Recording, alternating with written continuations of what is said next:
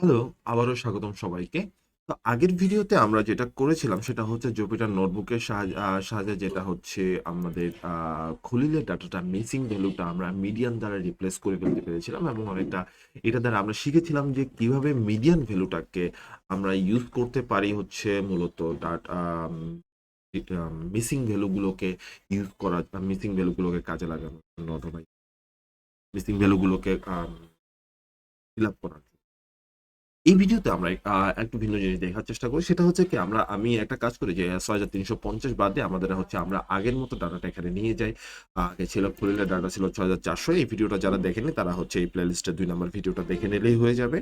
তো আমরা হচ্ছে এখানে এই ডাটাটাকে খুলতে আগের মতো রিপ্লেস করে ফেলি। তাহলে হচ্ছে আমরা যদি রিপ্লেস করতে চাই তাহলে আমরা রিপ্লেস কিভাবে করতে পারি? আমরা দিতে পারি DF dot income income dot, তারপর হচ্ছে আমাদের location I lock I location হচ্ছে আমাদের ৫ নাম্বার, সেটাতে আগের ভ্যালু ছিল হচ্ছে ৬৪০০। জিনিসটা দিয়ে আমরা করে দিলাম এবং ডিএফটি যদি দেখি তাহলে হচ্ছে দেখতে পাবো এখানে হচ্ছে কি ৬৪০০ই আছে। এবং আমরা যদি সেম ভাবে মিডিয়ান বের করতে চাই তাহলে কিভাবে মিডিয়ান বের করে কিছুক্ষণ আগেই বলেছিলাম, তো DF dot income dot median যদি এটাকে কল করি তাহলে ৬৪০০, যেটা আমরা এর আগের মধ্যে দেখেছিলাম যখন আমরা এখানে করছিলাম মিডল ভ্যালুটা এদিকে এদিকে এদিকে তিনটা, এদিকে তিনটা, মাঝখানে ভ্যালুটা হচ্ছে খুলি, এবং যেটা আমি এখানে দেখিয়ে দিয়েছিলাম সেটা হচ্ছে ৬৪০০ কিন্তু এখানে চলে এসেছে। এবার আমরা ধরুন যে আরেকটা জিনিস দেখবো, সেটা হচ্ছে পার্সেন্টাইল। এখন পার্সেন্টাইলটা আমরা কিভাবে বের করতে পারি? পার্সেন্টাইল বের করার জন্য হচ্ছে আমরা খুব সহজে যেটা করতে পারি সেটা হচ্ছে ডিএফ ডট ইনকাম ইনকাম সেটাকে আমরা কোয়ান্টাইল দিয়ে যদি এবং কোয়ান্টাইল ফাংশনটাকে যদি কল করি, ভিতরে অবশ্যই আপনাকে পার্সেন্টাইল দিতে হবে। ধরুন যে আমি 50% চাই, তার 50% মানে হচ্ছে 0.50। সেটাকে যদি আমরা বের করতে চাই তাহলে আমরা দেখাবো হচ্ছে পার্সেন্টাইল হচ্ছে ৬৪০০। আমি দেখেন আমরা যখন হচ্ছে এখানে করেছিলাম তখন হচ্ছে কি ৬০০০, এটা তো না, এখানে যখন আমরা করেছিলাম তখন কিন্তু ৬৪০০ই দেখাচ্ছিল। এখানে আমরা ৬৪০০-এর মধ্যে মার্ক করেছিলাম। কারণ কি, এই 50% মানে হচ্ছে তার লেফট সাইডে 50% ডাটা আছে এবং রাইট সাইডে 50% ডাটা আছে। আমরা সাধারণত সবকিছু লেফট সাইড দিয়ে হিসাব করি।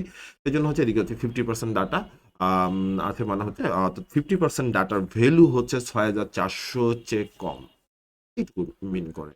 একইভাবে আপনি চাইলে হচ্ছে ধরুন যে 0% বের করতে পারেন। তো 0% যদি আমরা বের করতে চাই তাহলে হচ্ছে কি আমাদের এখানে 0 দিলাম তাহলে হচ্ছে কি আসবে দেখেন ৪৫০০। ৪৫০০ ৪৫০০ মানে হচ্ছে আমি দেখেন 0% হচ্ছে কি আমাদের এখানে, অর্থাৎ এর নিচে আর কোনো ভ্যালু আমাদের কিন্তু আর নেই।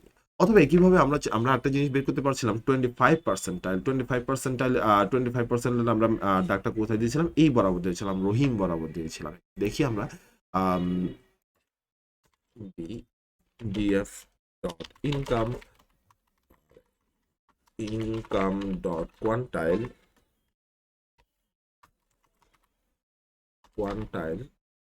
তারপর হচ্ছে 0.25।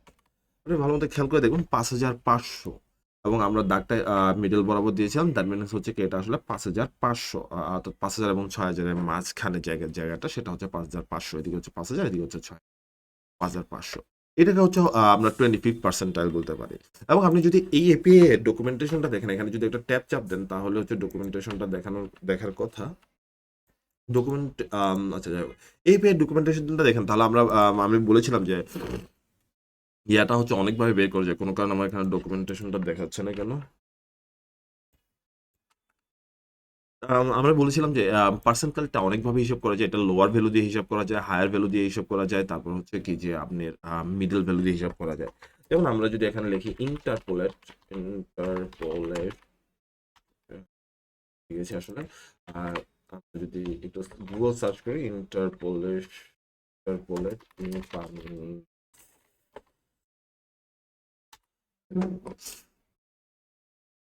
আচ্ছা ইন্টারপোলেট সময় ভুল না করে থাকি ডাটা ফ্রেম ইন্টারপোলেট, যাই হোক দিয়ে দেখি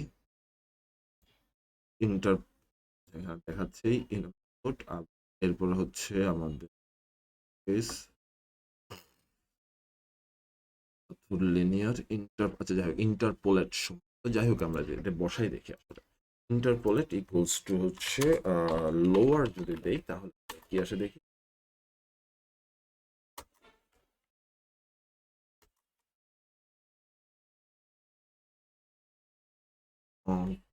তাইলে অ্যালি কেন দিয়েছে, তাহলে ইন্টারপোলেট, ইন্টারপোলেশন সম্ভবত,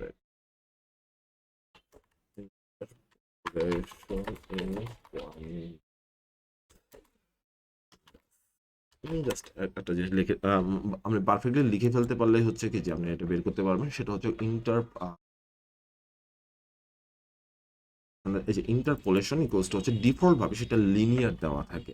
তো আমরা এখান থেকে ইন্টারপোলেশনের মধ্যে আরো অনেকগুলো জিনিস পাবো, সেটা হচ্ছে লিনিয়ারের পাশাপাশি হচ্ছে lower, higher, nearest, mid point, এই জিনিসগুলো পেয়ে যাবো। আমরা একটা কাজ করি, সেই ইন্টারপোলেশনটাই দেই, ইন্টারপোলেশন ইকুয়ালস হচ্ছে লোয়ার যদি দেই তাহলে আপনি দেখবেন হচ্ছে সেটা হচ্ছে 5,000, যদি আমরা হায়ার দেই তাহলে সেটা কিন্তু আপনি দেখবেন 6,000। অর্থাৎ আমাদের এই চার্ট অনুসারে সেটা হচ্ছে কি ইন্টারপোলেশন, এটা হচ্ছে মিডল।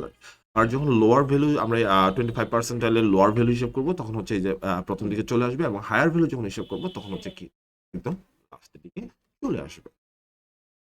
এটাই হচ্ছে ইন্টারপোলেশন। এখন আমরা এই কোয়ান্টাইল ইউজ করে কিন্তু চাইলে আউটলায়ার রিমুভ করতে পারি। প্রথম প্রশ্ন হচ্ছে আউটলায়ার জিনিস, আউটলায়ার জিনিসটা হচ্ছে কোনো কারণে যদি আপনার যে আপনার রিমেইনিং এখানে যেমন গেটসের ডাটা, বিল গেটসের ডাটাটা কিন্তু রিমেইনিং সমস্ত ডাটা থেকে একটু ভিন্ন।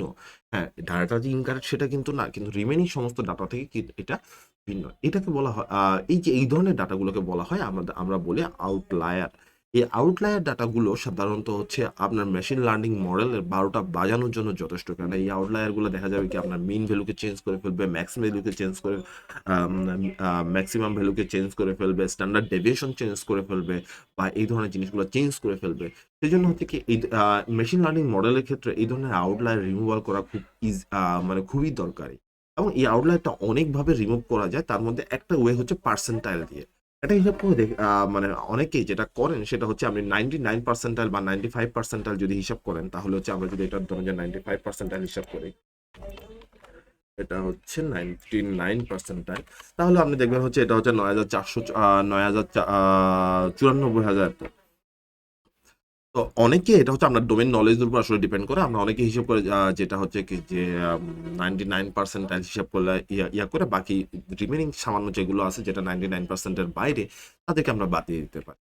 আবার এটা মূলত ডোমেন নলেজ, আমি অনেকে 95% ইউজ করতে পারেন, 96% ইউজ করতে পারেন, এটা হচ্ছে আপনার ডোমেন নলেজের উপর। তো আমি যদি 99% ইউজ করি তাহলে আমার এটা আমি এখানে নিলাম পার্সেন্টাইল,